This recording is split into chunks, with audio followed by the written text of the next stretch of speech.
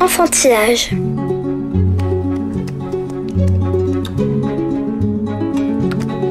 Ma poupée va manger des poissons bien salés.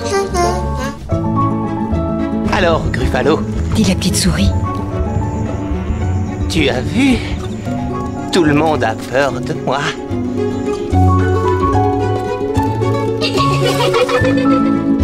Elle était le dernier d'une famille de bûcherons qui décidèrent de les abandonner dans la forêt. Mais vous êtes sûr qu'il est si méchant? Enfantillage, le rendez-vous des livres pour enfants.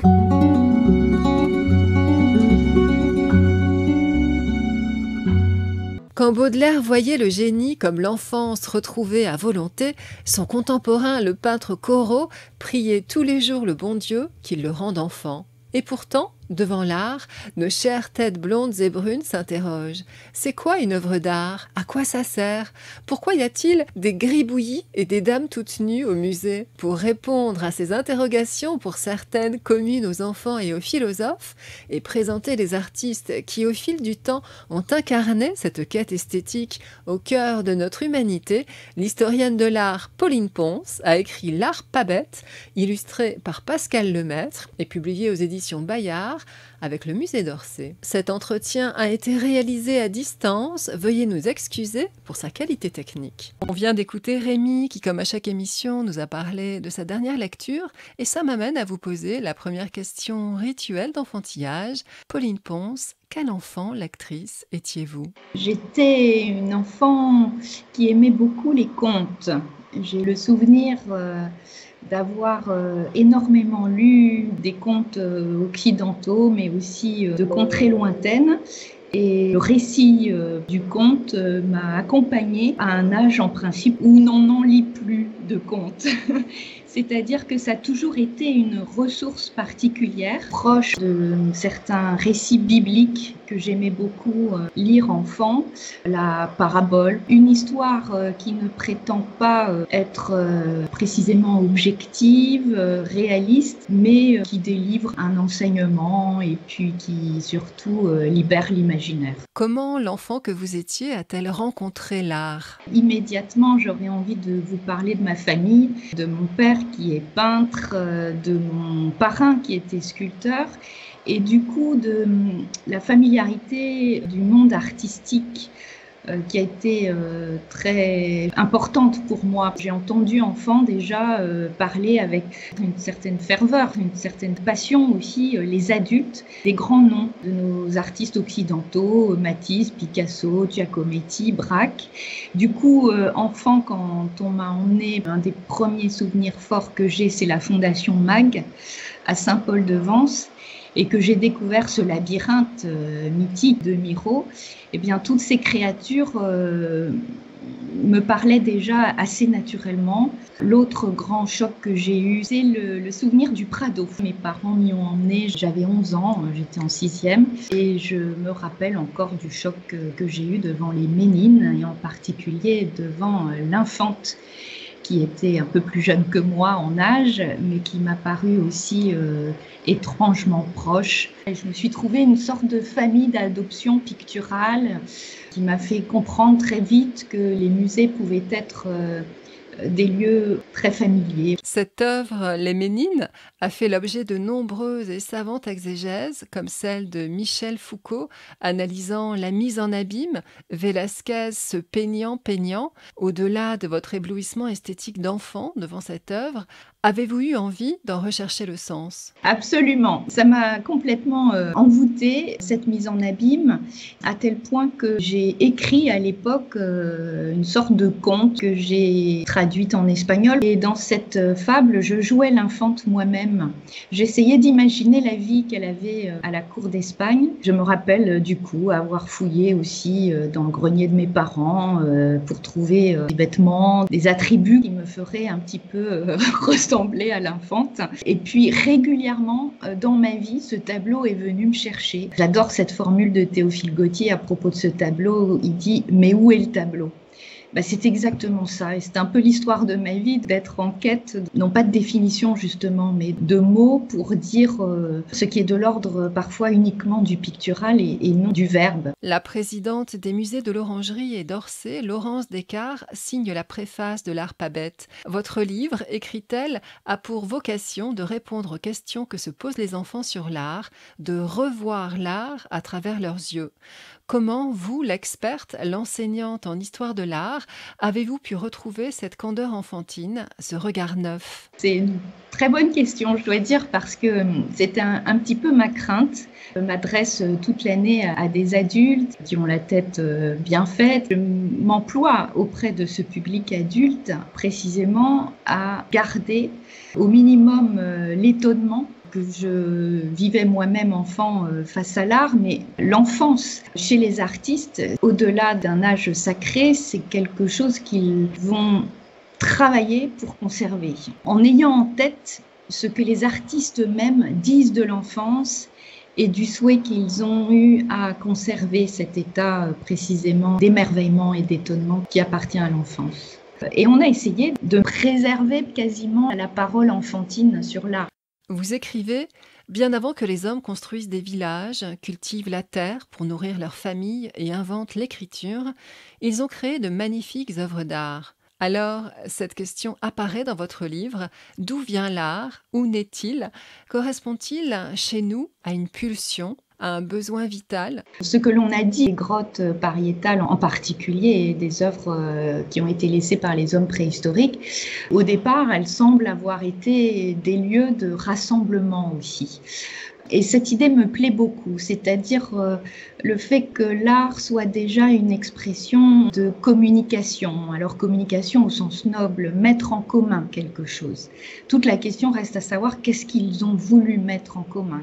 Comment expliquer que par-delà les millénaires, ce bestiaire, ces mains, ces sculptures de figures féminines superlatives nous touchent encore, et ce pour des raisons sans doute différentes de celles de l'époque à laquelle ces œuvres ont été produites. Quand on voit le bestiaire extraordinaire de Lascaux, on pense forcément que la curiosité qu'ils avaient pour le monde, pour la nature et en particulier pour les animaux, qui s'apparente à une véritable fascination, pouvait être à l'origine de questions aussi sur leur rapport au monde, leur rapport à la vie, leur rapport aussi à la mort. Parce que ça, c'est pas moi qui l'ai inventé, hein. Bien sûr, je fais allusion à Malraux, mais il semblerait que la conscience de la mort soit indissociable de la création. Alors, l'orientation qu'on a prise dans ce livre, c'est d'essayer de déployer toutes les questions que l'on pouvait se poser à partir de cette question fondamentale: qui a inventé l'art et pourquoi? Pour des raisons cultuelles, pour des raisons aussi peut-être de chasse. C'était une façon de capturer l'animal, au moins d'un point de vue symbolique, mais cela reste absolument ouvert, et de ce point de vue-là, on peut dire que l'art d'aujourd'hui correspond aussi à cette définition. Visitant une exposition de dessins d'enfants en 1946, Picasso déclare « Quand j'avais leur âge, je dessinais comme Raphaël, mais il m'a fallu toute une vie pour apprendre à dessiner comme eux. » Il disait aussi qu'on inculque l'enfance aux enfants, qu'on leur impose de faire des dessins d'enfants. Avez-vous le sentiment qu'à un âge donné, la plupart des enfants cessent d'être des artistes? Vous prenez la vie d'un être humain aujourd'hui et vous observez précisément l'âge de création premier, et vous allez retrouver dans les écoles maternelles des actions artistiques, des enfants qui vont tremper leurs mains dans la peinture pour ensuite les coller sur le mur. Il me semble qu'il y a chez chacun d'entre nous cette pulsion créatrice, en tout cas cette volonté d'exprimer quelque chose autrement qu'à travers les mots. Et puis on voit qu'à l'âge de raison, le dessin justement se rationalise, parfois s'appauvrit même, et que cette activité qui était primordiale cesse de l'être au profit d'autres développements, bien sûr. Et je pense que dans l'émotion que l'on ressent à l'égard de l'art préhistorique, il y a cette émotion qui nous rattache à notre propre enfance, à ce moment de grâce où chaque chose qui nous apparaît est source d'admiration. Quelque chose là d'essentiel, d'originel. Et je crois que les artistes restent au plus près de cette émotion primitive. Vous interrogez des artistes autour de vous, ils vous diront tous que, contrairement à ceux qui ne le sont pas, eux sont demeurés artistes. Ils vous disent même pas qu'ils sont demeurés enfants, ils sont demeurés artistes. Vous le rappelez, de l'Égypte, nous conservons les pyramides et les bas-reliefs. Les Grecs nous ont légué les temples et les sculptures d'Éphèbes. Que restera-t-il, à votre avis, de notre époque au plan artistique ? On peut imaginer des cabinets de curiosité du futur contenant des fragments de plastique, travaillés de manière esthétique, toutes sortes d'objets liés à notre monde technologique. Surtout, je dois vous dire que ça m'intéressait de leur poser la question à eux. Vous-même, vous l'avez peut-être fait étant enfant, cette boîte à trésors dans laquelle on met ce qu'on a de plus cher et parfois c'est quelque chose qui n'apparaît pas comme précieux au regard des autres. Et c'est pourtant ce qui va nous procurer une très grande émotion à nous adultes. Qui peut savoir ce que sera notre boîte à trésors demain ? Qui décide de ce qu'est un chef-d'œuvre ? Est-ce une notion universelle ou au contraire conjoncturelle ? Le jugement esthétique à proprement parler a pu connaître des retournements multiples à travers les époques. Maintenant, si vous me demandez à moi vraiment ce que c'est qu'une œuvre d'art, j'aurais envie de vous répondre spontanément. C'est déjà quelque chose qui est le propre de l'homme. La nature nous offre un spectacle admirable qui va susciter en nous précisément l'artefact, l'artifice, l'envie de créer à notre tour. Ce qui peut même caractériser une œuvre d'art, c'est ce caractère artefact, artifice, qui a aussi comme étymologie la technique. L'œuvre d'art, elle fait appel à toutes nos facultés humaines, sans en sacrifier une seule. Notre sensibilité, notre capacité d'observer, de distinguer, surtout notre capacité aussi d'être à l'écoute de notre ressenti, de notre mémoire involontaire, comme disait Proust, en tout cas de notre histoire aussi personnelle. C'est à tout ça que s'adresse l'œuvre d'art. C'est pas quelque chose qui peut être arrêté dans une définition fixe. L'œuvre d'art aussi, c'est quand même un élan de compréhension. C'est aller vers le monde et essayer de le faire plutôt entendre. Toutes nos facultés humaines sont nécessaires pour faire entendre la beauté du monde. Le Louvre est le livre où nous apprenons à lire, disait Cézanne. Est-ce que les enfants sont naturellement attirés par des œuvres plus faciles, moins audacieuses ? En d'autres termes, est-ce que le bon goût s'éduque ? Absolument, c'est aussi le propos du livre. C'est Pascal Lemaitre, l'illustrateur, qui le formule un moment dans un joli dessin. Il dit c'est un peu comme avec le fromage. Au début, j'aimais pas et puis à force, je l'ai aimé. Oui, c'est comme des plats qui seraient très exotiques et dont les goûts et les parfums nous échapperaient jusqu'au moment où notre palais, en ayant goûté de plus en plus, non seulement s'y habitue, mais commence à l'apprécier. Ce qui est évidemment aussi à prendre en compte, c'est qu'il y a un moment où la formation doit céder la place à l'invention. Et à ce moment-là, Cézanne de dire « Il y eut un moment où j'ai eu envie de foutre le feu au Louvre ». C'est-à-dire dépasser les maîtres pour ne pas m'enfermer dans la copie et dans la répétition de ce qui a déjà dit le monde. L'artiste, d'une certaine manière, doit se mettre aussi au diapason de son monde. Pour ça, il faut tuer le père, diraient les psychanalystes. L'innovation en art, elle passe un moment par la transgression, par la rupture avec les maîtres.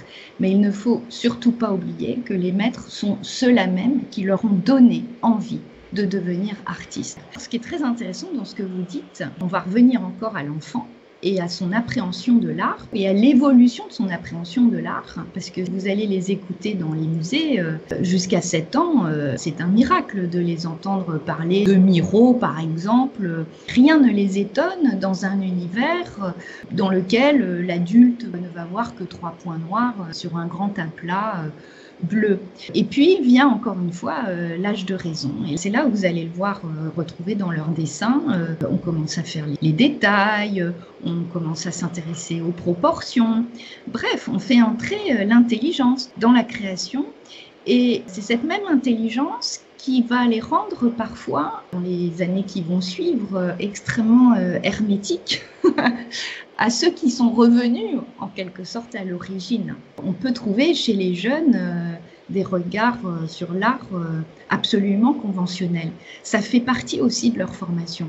Et la convention, c'est quoi? C'est d'attendre de l'art qu'il soit une imitation du monde au sens objectif du terme. Un miroir tendu, il faut que ça soit bien peint, il faut qu'il y ait tous les détails. On voit souvent les adolescents adorer Dali. Dali sert à un propos onirique, mais les moyens qu'il utilise sont ceux d'un peintre du XVIe siècle. Le dessin est très précis, un illusionnisme, un sens de la perspective qui rendent ces peintures paradoxalement très conventionnelles sur le plan strictement pictural. Et puis c'est adulte ou pas, certains n'y reviendront jamais, qu'il va s'autoriser enfin à retrouver le chemin de l'imaginaire, à se réconcilier du coup, entre autres, avec l'art abstrait et avec les peintres pour lesquels il n'avait non seulement aucune difficulté, tout enfant, tout jeune, mais qu'il aimait particulièrement. Si l'on vous demandait quel serait le musée imaginaire rêvé pour introduire un enfant à l'art, quelles seraient, disons, les 3 œuvres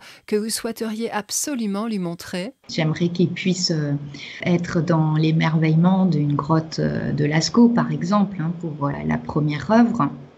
La deuxième, je verrais bien Les Ambassadeurs d'Holbein, une œuvre très mimétique, quasiment photographique, mais qui présente au premier plan quelque chose d'extrêmement inquiétant, qui déroute, qu'on n'arrive pas à déchiffrer, pour mettre le spectateur un tout petit peu au défi de ses attentes et de le renvoyer à une forme de déplacement aussi bien intellectuel que physique, parce que devant les ambassadeurs, il faut se déplacer physiquement pour pouvoir comprendre cette forme qui flotte au premier plan. En troisième œuvre, les Nymphéas de l'Orangerie, qui réfléchit le monde mais à l'envers, le bien-être qu'on ressent devant les Nymphéas, cet état presque de méditation que les Nymphéas nous inspirent. Puis je ne peux pas m'empêcher de penser que Monet a fait don de ces Nymphéas au lendemain de la Première Guerre mondiale, comme antidote contre la barbarie. C'est une aubaine pour nous aujourd'hui d'avoir la possibilité de nous rendre devant une peinture dans laquelle précisément il n'y a rien de spectaculaire, de tonitruant. Nous sommes plongés dans un entre-deux, on flotte, on est entre l'eau, le ciel, les nuages, les fleurs.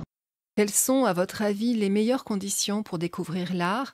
Vaut-il mieux toujours être confronté à la rencontre physique, sensorielle avec l'œuvre, quitte à ce que ce soit dans une foule pressée qui vous oblige à bouger au bout d'une minute? Ou est-ce qu'un livre, un support numérique, peuvent être préférés? Les deux sont nécessaires. Si je fais appel à mon expérience personnelle, je me dis que les grandes émotions artistiques que j'ai eues étaient souvent indissociables du lieu dans lequel je les ai découvertes. Le Prado, avec mes parents, c'est une émotion très forte. La Fondation Mag, c'est le Midi, c'est aussi mon enfance. C'est tous les aspects sensoriels de ce lieu extraordinaire. Je crois que c'est là que pour moi ça s'est passé. Enfin, la foule dans les musées. Ça, je dois vous dire que je fais partie des personnes qui en souffrent de plus en plus. Je sais à quel point cette poche en retrait du monde est nécessaire pour mieux y retourner dans la turbulence du monde. Et alors, quand je retrouve le monde à l'intérieur de l'enceinte sacrée du musée, je ne vois pas très bien l'intérêt de voir des œuvres dans ces conditions. Donc, je pense d'ailleurs que ça va être un défi pour l'avenir, pour les musées de demain. Notre rencontre a lieu au temps du coronavirus. Diriez-vous qu'en des époques troublées, sombres comme la nôtre, la vertu de l'art s'impose plus que jamais? Absolument, absolument. Pendant cette période particulière, c'est absolument nécessaire, indispensable.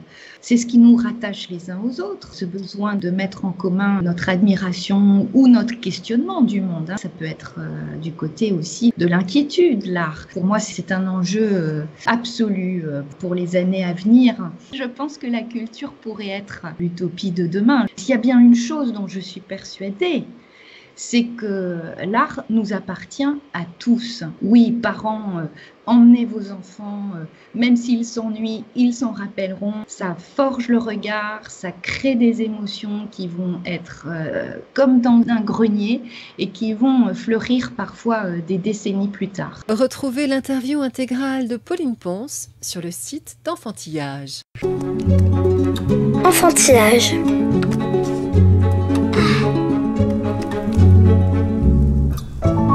Enfantillage, le rendez-vous des livres pour enfants.